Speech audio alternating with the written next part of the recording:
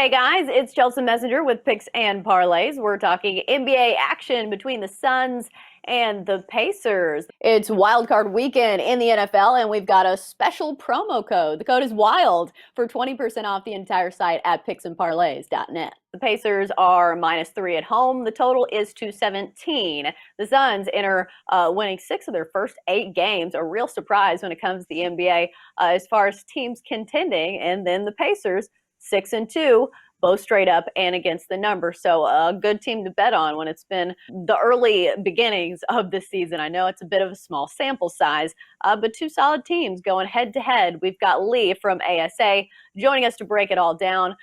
Lee, what are you looking for in this one? These are two of my favorite teams in the NBA right now.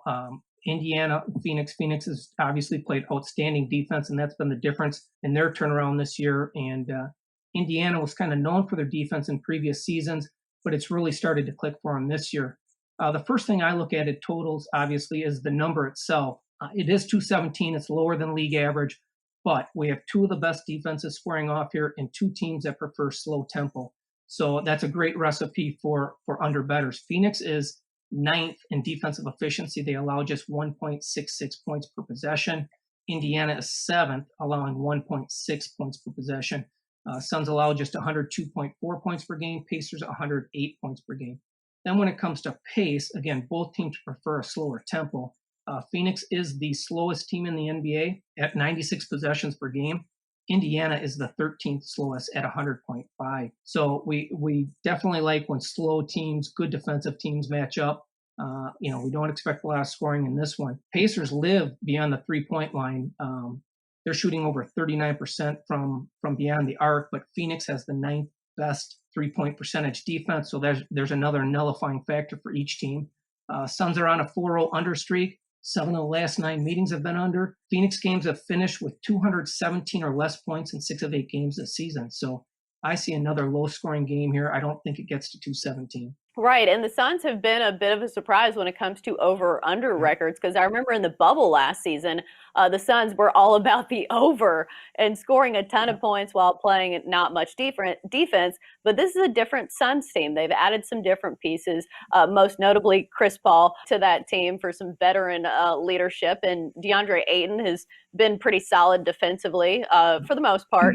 Anything else that you're looking at in this one when it comes to X factors that people might not realize? Indiana, this is kind of interesting on Indiana. They played an overtime game earlier this week against New Orleans. In regulation, if we eliminate the overtime period, the Pelicans scored 106 points. So the Pacers have now held 7 of their 8 opponents this season to 107 or less.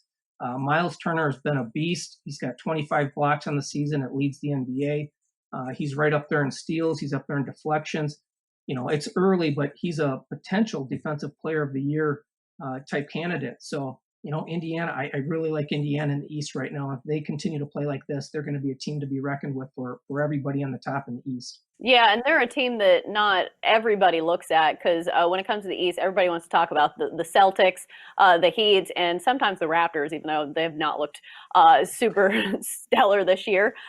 So sometimes when you see those smaller market teams that are a little bit overlooked, sometimes you can get a little bit more value, right? Yeah, absolutely. Yeah, and that fits the bill for Indiana. Not a lot of people pay attention to them. Malcolm Brogdon, great player. They've got the Holiday brothers, Oladipo.